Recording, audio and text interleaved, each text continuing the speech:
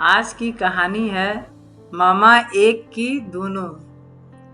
प्रयागराज में एक सेठ जी रहा करते थे। उनका बहुत बड़ा व्यापार था, लेकिन सेठ जी बहुत कंजूस थे, किसी को कुछ देते नहीं थे। तो उनके धन पे बहुत लोगों की नज़र थी कि कैसे सेठ जी का धन निकाला जाए, और कुछ चोर भी ताक में लगाए रहते कि सेठ जी के यहाँ कैसे चोरी करें, उनके पास बहुत धन है। तो सेठ जी को एक 5 साल का बेटा था। सेठानी जी अपने बेटे को बहुत लाड प्यार से पालती थी और अच्छे से खूब सजा संवार के गहना कपड़ा पहना के रखती थी। एक दिन बच्चा बाहर खेल रहा था, 2 चोर जा रहे थे। उनकी नज़र सेठ जी के लड़के पे पड़ी। दोनों एक दूसरे को देखकर बोले, अगर इस बच्चे को हम लोग ले लें तो माला माल हो जाएंगे। ऐसा कहकर दोनों बच्चे के पास आए और बोले, बेटा हम दोनों तुम्हारे मामा हैं। बच्चा खुश हो गया, अपनी माँ के पास जाकर बोला, माँ मामा आए हैं। इतना सुनते ही सेठानी जी सब काम छोड़कर दौड़ पड़ी देखने के लिए कि उनका भाई आया है, और दोनों चोर बाहर ही खड़े थे। सेठानी जब से शादी करके आई थी तब उनके छोटे छोटे भाई थे। कई साल हो गए सेठानी जी अपने मायके नहीं गई। भाई अब कितने बड़े हो गए होंगे, ऐसा सोचकर भावुक हो गई। बाहर आकर बोली, भैया अंदर आओ, बाहर क्यों खड़े हो। चोर भी दीदी दीदी कहकर प्रणाम किए।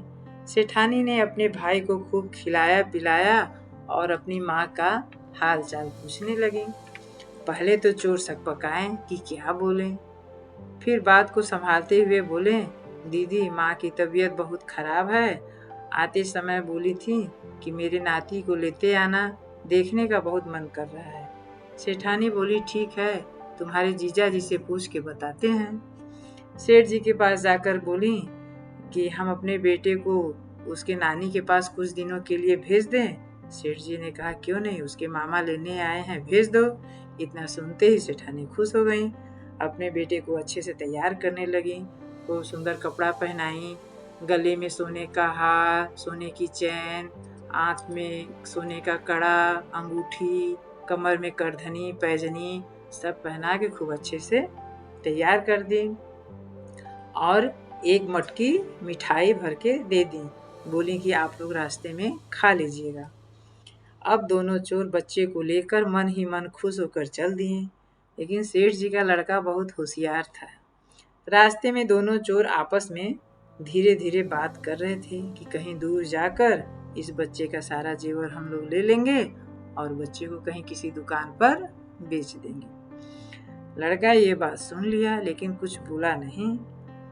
अब बच्चा सोचने लगा कि इन दोनों चोरों से कैसे बचा जाए। उसने बोला, मामा मैं आपके कंधे पे बैठूंगा। चोर बोला, ठीक है भांजे। लड़के को कंधे पर बैठा लिया और मिठाई की मटकी सिर पे रख लिया। दोनों चल दिए। उस लड़के ने मटकी से सब मिठाई निकालकर कुछ खाता और कुछ फेंक देता। ऐसा रास्ते भर में सब मिठाई खत्म कर दिया। तो चलते चलते एक नदी आया, तो दोनों चोर बोले, आओ भांजे हम देखें, हम लोग हाथ मुंह धोकर आते हैं। फिर ऐसा कहकर चले गए। दोनों चोर बच्चे के नदी के किनारे बैठाकर झाड़ी के पास शौच आदि के लिए चले गए। इधर उसका लड़का मटकी में बालू भर दिया और ढक के रख दिया। चोर वापस आकर मटकी खोलकर देखें तो उसमें बालू भरा था। तब लड़के से बोले, बेटा तुम्हारी माँ तो इसमें बालू भर दी हैं, अब हम लोग क्या खाएं। ये तुम्हारे हाथ में जो सोने का कड़ा है एक हमको दे दो, बेच कर मिठाई लाएं तब हम तीनों खाते हैं। लड़का बोला, मामा आप बैठिए मैं ला रहा हूँ। हलवाई की दुकान पे जाकर बोला, आपको काम करने वाला मजदूर चाहिए। दुकानदार बोला, हाँ चाहिए। तो लड़का बोला, वो देखिए 2 आदमी बैठे हैं, उनको काम पर रख लीजिए हमेशा के लिए और हमको उनका पैसा दे दीजिए।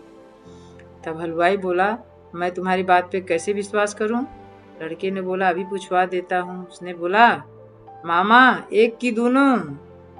तो चोरों ने सोचा कि कड़े की बात कह रहा है। तो चोर बोला, भांजे दोनों। लड़का कहा, सुन लिए, दोनों को काम पे रखना है। हलवाई से पैसा लेकर अपने घर की तरफ चला गया और माँ से जाकर बोला, माँ वो हमारे मामा नहीं चोर थे, हमारा सब धन चुराने के लिए आए थे। इधर हलवाई दोनों चोर को पकड़ कर ले आए, अपनी दुकान पर काम करवाने लगे।